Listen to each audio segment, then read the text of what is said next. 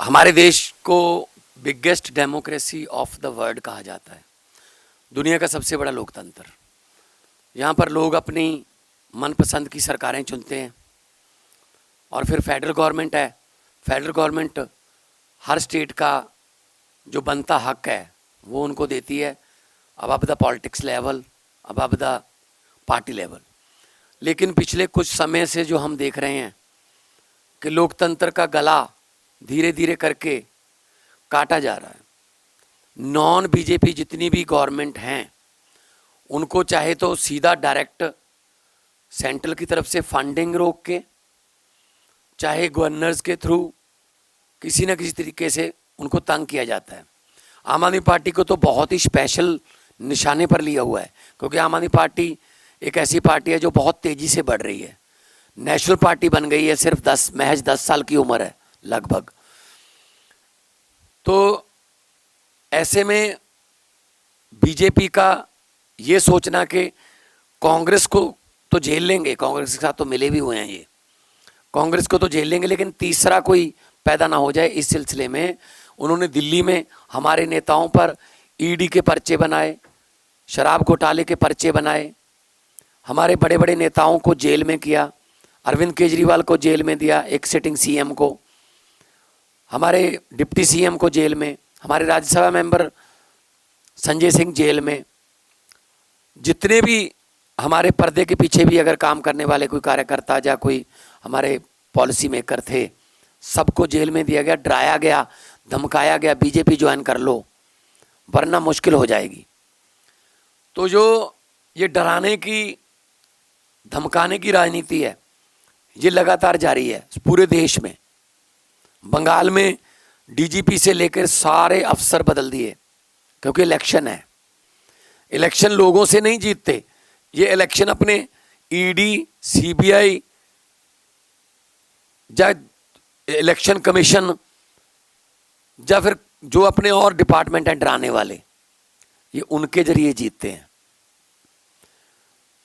पिछले दिनों हमारे पंजाब से राज्यसभा सांसद अशोक मित्तल जी के यहाँ ईडी की रेड हुई।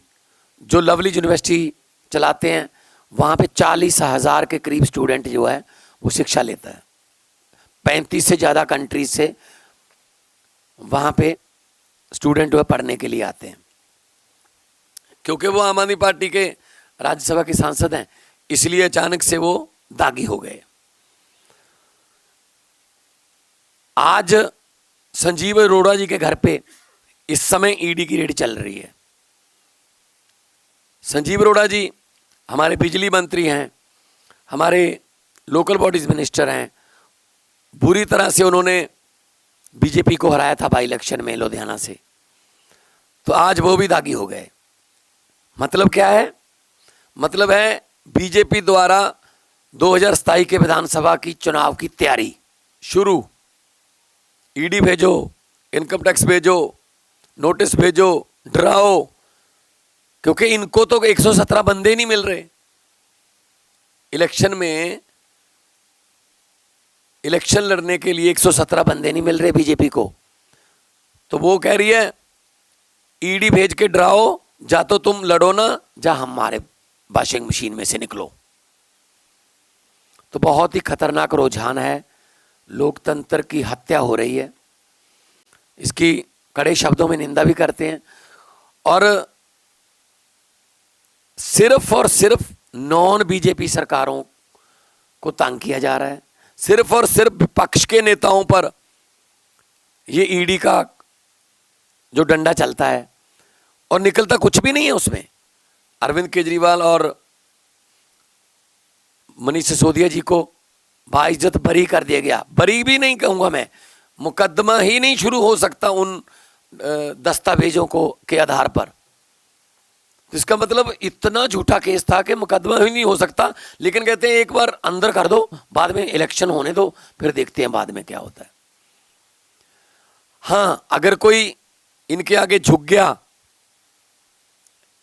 इनकी ईन मान ली, तो फिर वो वॉशिंग मशीन में से निकल के बिल्कुल दूध का धुला हो जाता है। उसके सारे दाग जो है वो मिट जाते हैं।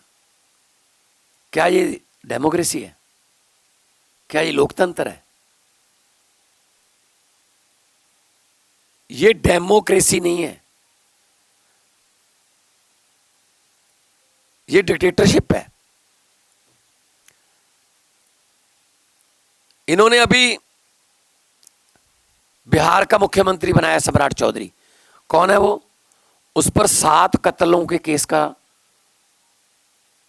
पर्चा है, जेल में रह के आया है, अपनी उम्र गलत बताई है, 3 बार उसने अपनी डेट ऑफ बर्थ चेंज की हुई है, कभी वो माइनर बन जाता है, कभी वो बालक बन जाता है। और ये जंगल राज की बात करते रहते हैं। तो अब कौन सा राज आ गया बिहार में? अब ये जंगल अच्छा है, जैसे वो ऐड आती है ना, दाग अच्छे हैं। तो जो बीजेपी द्वारा लगाए गए दाग हैं वो अच्छे हैं। जितना मर्जी ये हमें तंग कर ले, जितना मर्जी ये ईडी, सीबीआई, जो भी इनके पास एजेंसियां हैं भेज लें, लेकिन हम डरने वाले नहीं हैं। हम वो पत्ते नहीं हैं, खास तौर पे मैं कहना चाहता हूं, हम वो पत्ते नहीं हैं जो शाख से टूट कर गिर जाएंगे। आंधियों को कह दो अपनी औकात में रहें। हम डरने वाले नहीं हैं, हम वो मिट्टी से बने हुए नहीं हैं, हम किसी और मिट्टी से बने हुए हैं। अब पंजाब में इनको 1 या 2 सीट आती हैं विधानसभा में। अब पंजाब में उसको बढ़ाने के लिए ईडी का सहारा लिया जा रहा है। पंजाब में इनके पास कोई केडर नहीं है, कोई नेता नहीं है, इसलिए कांग्रेस से, अकाली दल से, जहां से मिलता ले लो।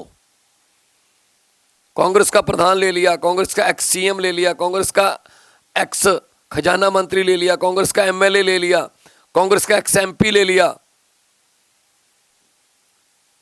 मिनिस्टर ले लिए कांग्रेस के। बीजेपी ने एक कांग्रेस विंग बना रखा है पंजाब में, बीजेपी का कांग्रेस विंग, क्योंकि उनके केस होंगे, उन केसों को फिर दबाना भी है, तो वो उनको डरा के, उनको फाइलें दिखा के डराते हैं। ये लोकतंत्र है। मोदी साहब का ध्यान होना चाहिए था कि कैसे देश में बेरोजगारी खत्म की जा सकती है, कैसे अच्छे स्कूल हो सकते हैं, कैसे अस्पताल में अच्छा इलाज हो सकता है, कैसे करोड़ों नौजवानों को नौकरियां मिल सकती हैं, कैसे ये एलपीजी या पेट्रोलियम पदार्थों का जो जंग लगी हुई है उसमें से हमने बीच में से कैसे निकलना है, ताकि हमारे देश के लोगों पर या उनकी जेब पर कोई बोझ ना आए। ये इस बात पे ध्यान होना चाहिए था। इनका ध्यान है इसको सिक्योरिटी कम कर दो, इसकी सिक्योरिटी ऐड कर दो, इसके यहाँ ईडी भेज दो, इसके यहाँ सीडी भेज दो, इसके यहाँ पता नहीं क्या ईडीओ सीडीओ से ये मतलब राजनीति कर रहे हैं। सरकारें ऐसे चलती हैं क्या? सरकार तो फिर ट्रंप चला रहा है। जब सरकार चलाने की बात आती है तो आप वाशिंगटन से, व्हाइट हाउस से ऑर्डर आते हैं कि आपको 1 महीने की इजाजत दी जाती है, आप यहां से तेल ले लो, आप यहां से एलपीजी ले लो, आपको 3 जहाज अलाउ किए जाते हैं, ये ले लो, लेकिन इसके बाद नहीं। तो फिर बिशप गुरु बनने चले थे, बिशप चेले बन गए हम तो क्या ऐसे देश चलता है? और कुछ भी बोल देते हैं, कुछ भी बोल देते हैं। सतेंद्र जैन हमारे नेता, मतलब लगभग 90% हमारी पार्टी के नेताओं को जेल दिखा दी इन्होंने, जबकि किया कुछ भी नहीं है। तो इनका ये ईडी का हथियार, ये सीडी का हथियार, ये सीबीआई का हथियार, ये इलेक्शन कमीशन का, आप देखिए बंगाल में क्या हो रहा है। बंगाल में हड़कंप मचा हुआ है और इलेक्शन कमीशन धमकी दे रहा है एक पार्टी को, पॉलिटिकल पार्टी को, अब तेरी नहीं चलेगी। किसका मतलब किसकी चलेगी? अब बीजेपी की चलेगी। किसी भी हालत में जीतना है, किसी भी हालत में बंगाल को हथियाना है, केरला को हथियाना है, तमिलनाडु को हथियाना है, फिर भले ही उसके लिए हमें डिलिमिटेशन करनी पड़े, ये वो लालच देने पड़े, कोई भी लालच देना पड़े, लेकिन जीतना है। तो लोकतंत्र जो है वो खतरे में है देश में। उसके लिए सबको आगे आना होगा। शहीदों ने अपना खून देकर ये देश हमें लेकर दिया था। शहीद आजम भगत सिंह, राजगुरु, सुखदेव, चंद्रशेखर आजाद, करतार सिंह सराभा, गदरी बाबे, मदन लाल ढींगरा, लाला लाजपत राय, कितनी कुर्बानियां हुई, कितनी जवानी में कुर्बानियां हुई। 23 साल की उम्र, 22 साल की उम्र, 19 साल की उम्र। और क्या उनकी आत्मा को आज सुकून मिलता होगा ये देख करके? ये देश दे के गए थे हम, इस देश के लिए कुर्बानियां दी कि जहां सिर्फ दो बंदों की चलती है। पहले हमने सुना था हम दो हमारे दो, वो परिवार कल्याण का नारा था कि 2 बच्चे ही काफी और से माफी। अब क्या है? अब भी हम दो हमारे दो ही हैं। अभी भी अमित शाह और मोदी हैं। हम दो और हमारे दो, आगे उनके भी दो हैं, अंबानी और अडानी। तो हम दो हमारे दो के नारे पर जो सरकार चल रही है, बाकी 140 करोड़ का कोई नहीं पूछता, किस्मत पे छोड़ रखे हैं लोग। सख्त शब्दों में निंदा करते हैं हम कि जिस तरीके से ये डेमोक्रेसी का कत्ल कर रहे हैं। राज्यपाल पॉलिटिकल रैलियां करने के लिए रखे हुए हैं। राज्यपाल बिल पर बैठ जाते हैं, 2-2 साल बिल पास नहीं होते, 4-4 साल बिल पास नहीं होते। सुप्रीम कोर्ट में जाना पड़ रहा है स्टेटों को। जब सुप्रीम कोर्ट ने ऑर्डर किया कि राज्यपाल और राष्ट्रपति बिल नहीं रोक सकते, वो ठंडे बस्ते में डाल दिया। जजों की बदली, जजों के फाइलें निकाल ली। मतलब किसी को तो छोड़ेंगे ये। हमने सुना था कि नॉर्थ कोरिया में, रशिया में ऐसे होता है कि अपने आप ही डिक्लेयर कर लेते हैं कि मैं इतने साल के लिए बन गया बस राष्ट्रपति। तो ये भी तो वही बात है बस। फिर अगर SIR से आपने असली वोट काट देने हैं, जो वोट विपक्ष को पड़ते हैं, गली गली से जो पन्ना प्रधान, पता नहीं गली का पन्ना, पता नहीं क्या क्या नाम रखे हुए इन्होंने, पन्ना प्रमुख, वो बता देते हैं ये इतने घर जो हैं बीजेपी के हैं, इतने घर आम आदमी पार्टी के, इतने घर कांग्रेस के हैं, उनकी वोट काट दो और नई बना लो। अपनी एक वोटरों की फौज लेकर चल रहे हैं। वही लोग हरियाणा में वोट करते हैं, वही मुंबई में करते हैं, वही असम में करते हैं, वही बंगाल में जाएंगे। एक तरफ तो कहते हैं 1 नेशन 1 इलेक्शन, लेकिन 2 स्टेटों में अगर इलेक्शन करवानी हो उसमें 1 हफ्ते का गैप क्यों रखते हैं? क्या इतनी भी सिक्योरिटी नहीं है हमारे पास कि 2 स्टेटों में एक ही दिन इलेक्शन हो सके? क्योंकि पहले उनको वोट इधर डलवाना होता है, फिर गाड़ियों में, रेलगाड़ियों में उनको शिफ्ट करके वहां लेके जाना होता है। ये डेमोक्रेसी है, ये नई किस्म की डेमोक्रेसी है।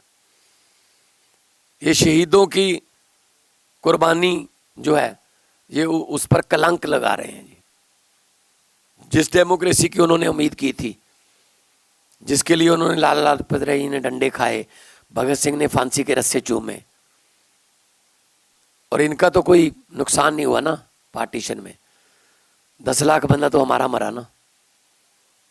इनकी तो कोई कुर्बानी नहीं है ना। ये तो देश मिल गया बस। अब देश को, संविधान को ऐसे बदल देंगे, संविधान को ऐसे बदल देंगे, 360 दे दो, संविधान को ये कर देंगे। तो संविधान को खतरा हो गया है। और ऐसे ऐसे बिल आते हैं, पता नहीं कहाँ 24 घंटे यही सोचते रहते हैं इससे नुकसान कैसे हो इस देश का, बस डेमोक्रेसी का। सो डेमोक्रेसी के इस कत्ल पर चिंता भी व्यक्त करते हैं, लेकिन हम तो लगे हुए हैं। अरविंद केजरीवाल हमारे जर्नैल हैं, हम तो लगे हुए हैं। हम इनसे डरने वाले नहीं हैं, हम घबराने वाले नहीं हैं। भेज दें ईडी, भेज दें सीडी, भेज दें बीडी, जो भी इनका डिपार्टमेंट है हमारे पास भेज दें। हम इनको अपना हिसाब भी देंगे, सब कुछ देंगे। जैसे ही आम आदमी पार्टी में या किसी और पार्टी में कोई बंदा जाता है, एकदम से वो करप्ट हो जाता है। और जैसे ही बहुत महाकरप्ट बंदा बीजेपी में आता है, एकदम से धुल जाता है।